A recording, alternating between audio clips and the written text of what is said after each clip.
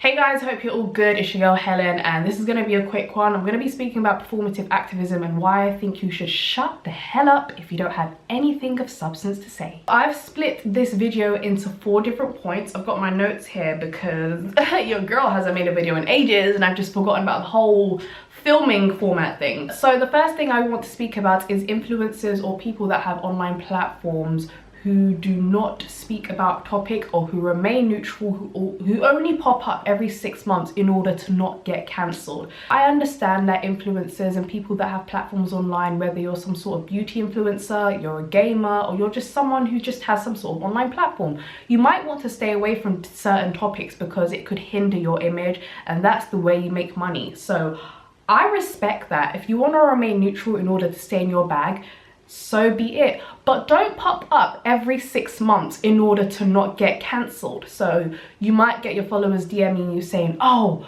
you haven't spoken about what's going on here, you haven't spoken about what's going on in Palestine, you haven't spoken about what's going on in Ethiopia. Maybe they don't want to speak because they could potentially lose their presence online, because that's how they make money.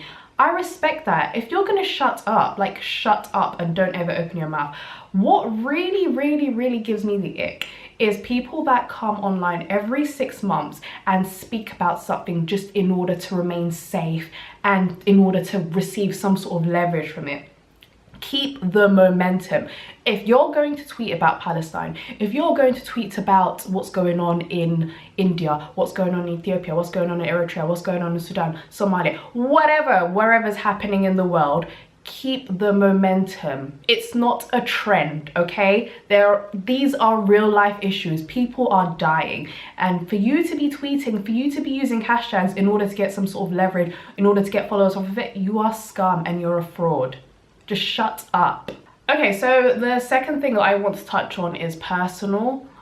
This is something that I've experienced on my social media, and I just thought that I'd share it. So for those of you who don't know, my ethnic background is Eritrea, and if you're aware of what's going on there, then you're aware, do your research, whatever. So I shared a documentary on my story based on something that's happening there. And you know, the Eritrean community is very wishy-washy.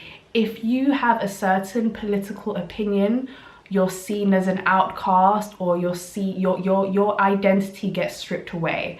So I shared this documentary on my story and I put the caption, a must watch. It's based on certain atrocities which are taking place.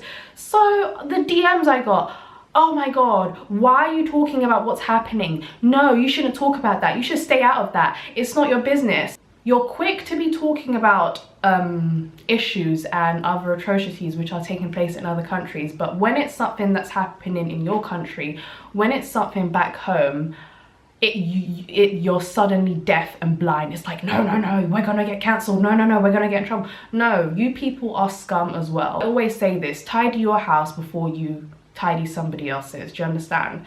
Whilst advocating and talking about other issues in different countries is great and the right thing to do, please remember that there are things, if there's something going on where you're from, please remember to put that first, because they are your people beforehand.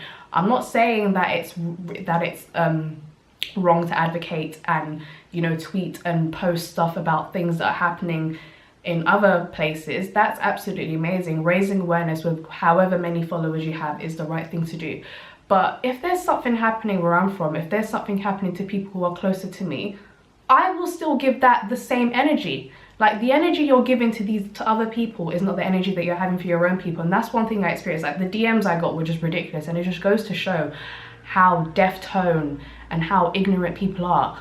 Like, no, you should tweet about what's happening in Palestine, or you should tweet about what's happening in Israel. Like, you know, you shouldn't talk about what's going on in your country because that's going to make us look bad. And I don't care if I get called out for this video. I don't care if I lose followers. Like, Eritrean people, you need to fix up.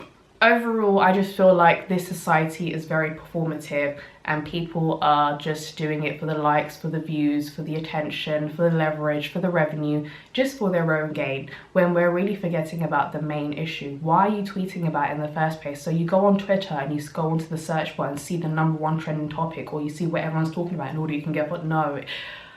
Followers and likes and all of this kind of stuff isn't going to help the people who are actually suffering. If you really care, you know, keep the momentum up, raise money, attend marches, find out ways you can create campaigns in order to reach out to the people there. Because you see me, I'm not the kind of person who will use my social media in order to raise awareness for everything and everyone every day. I put my hands up. Yes, I will raise awareness for something, but I'm not going to do it every day. But that's not me saying that I did this, I did that. I'll do what I can with what I have. There's people who have like jobs that are dedicated to this, so that's them. But what I said in the beginning of the video is, if you are only going to do it once a year, don't do it, because you're not keeping the momentum. It's like the Black Lives Matter thing. I don't care if I get cancelled. Black Lives Matter in London was a trend. Like, no one actually like who's talking about Black Lives Matter now? Like, who's actually talking about it? Are people actually doing anything? No, they're not. They were just doing it for their little Twitter fame, for their little Instagram fame, and then boom, something else comes. Oh yeah, let's jump on that bandwagon. We are in a performative society and all of you are clowns.